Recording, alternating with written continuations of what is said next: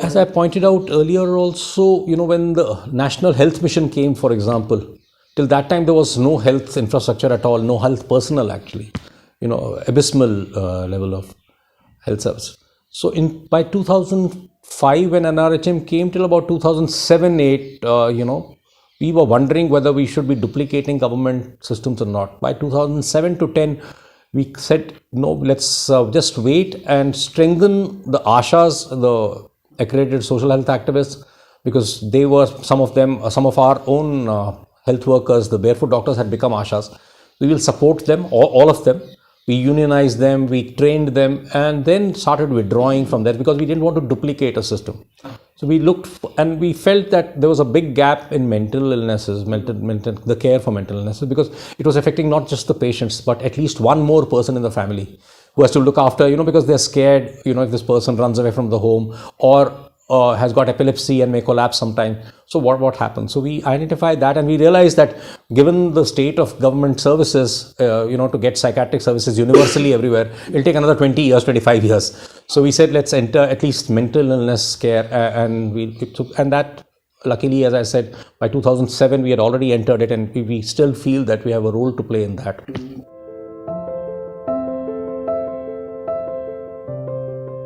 I think, though it was in the back of our minds, and we also knew that we have to be long-term players in the region before people will trust us for our stands, which have to be ethical, which have to be constitutional, and yet human-like, which understand why people are going into conflict. So that has helped out over a period of time, because we don't go to the media and speak out, but often we show the mirror to each community while talking to them. Pointing out where they also need to reflect upon their role in increasing the conflict. So it's scary sometimes for people, but it's worked out almost every time with us.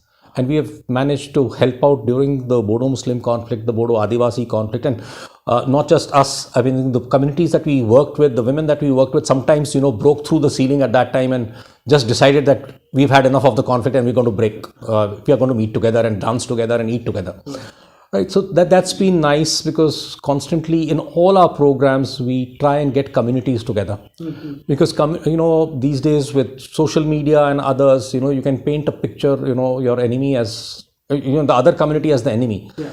Whereas when people meet together, they play together, they eat together, they realize very often that the person from the other community was probably better than somebody from your own community or your own relative. So in that sense, people get across that, religion is not everything, or the language is not everything. So we try, and in all our programs, we get people together. For example, I would say that, we had this lovely game that we have called Ultimate Frisbee, which came into Borderlands. So while the Indian version of Frisbee had already made a 50-50 partnership of men and women in the team. So there had to be 10 boys and 10 girls, or 10 women and 10 men in the team. We went one step further and we said, they can continue playing like that, but if they have to play our tournament, there have to be 3 religions represented in the team and 3 languages represented in the team. Till that time, you cannot play in the tournament. So suddenly there were people who were reaching out to the other community to, and to make that other person comfortable.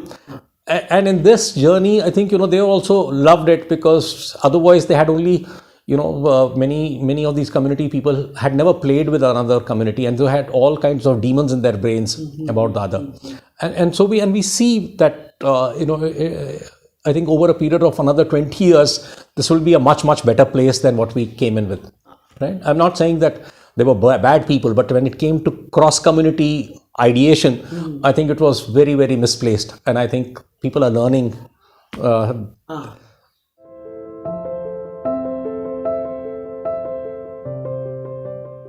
As I told you earlier, this whole English-based documentation that I feel, prevents us from really making experienced people in charge of certain things, because, the documentation, the returns, filing, all that is getting more and more complicated by the day.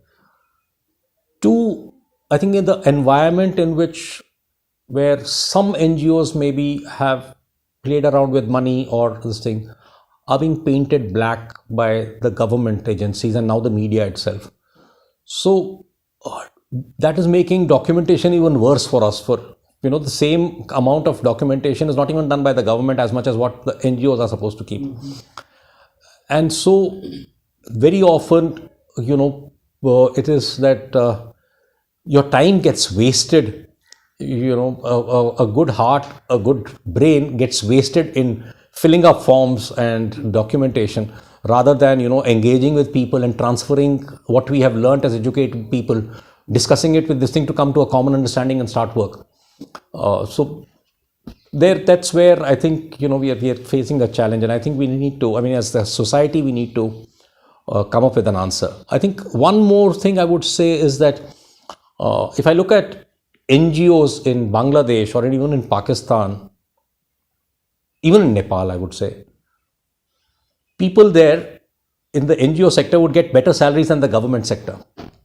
Here, we believe that NGOs, the people in the NGOs must get very low salaries, and they probably must wear torn clothes and, not have gadis to work on or laptops. The moment we are seen with that, we are seen to be, as if we are stealing money. I think the mindset in the community forces me to keep my staff poor so that they are not seen to be, stealing money. They're not stealing money, but yet I think, they deserve much better for their work that they're providing.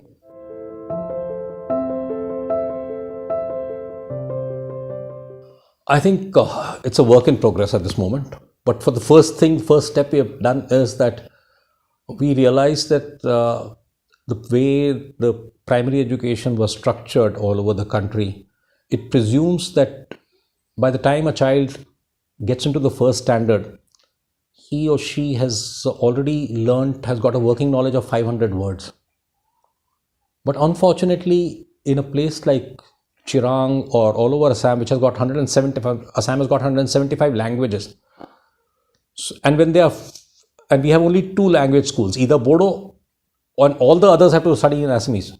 So when they start attending, the Santalis, the Nepalis, the Bengalis, even the Kusajunsis, the official language which comes in the textbook is very, very different. And so they have working knowledge of not more than 10 words.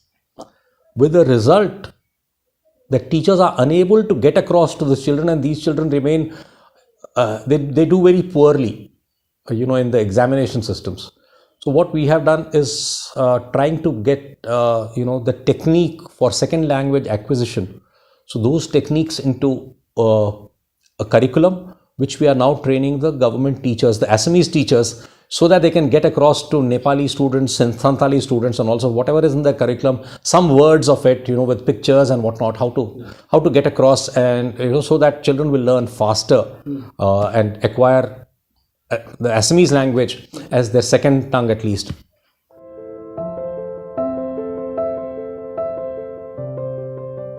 Yeah, I think one thing we need to understand is that, as I said earlier also, there's a lot of good community feeling all across the Northeast. People really volunteer for their own communities, their own villages, quite common. But it usually does not cross boundaries of the community, the language, even the tribe. And that's where we felt that, if you have to have a common constitution where people treat each other equally and have equal respect for each other, I think we need to intervene a bit more. And I think, and many of the conflicting organizations or organizations which were feeding into the conflict were very often single community organizations. So not only have we, in our own area, we've also talked and we worked quite seriously, sincerely along with community-based students' organizations, and helped them to come away from violence and, away from the Bandh culture and whatnot. But we also felt that if we do that to many other with many other small social service organizations, and I'm deliberately using this word social service because there are lots of people all over India, I think, who believe in working for the society, and I would call that social service.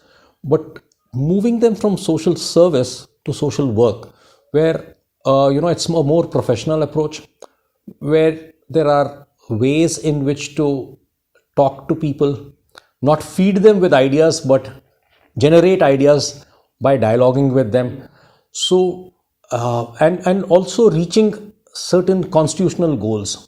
Because very often, when we are only talking about our own community, our own religion, our own language, we get stuck with our traditions, and we forget that traditions and customs are also dynamic. They keep moving with times.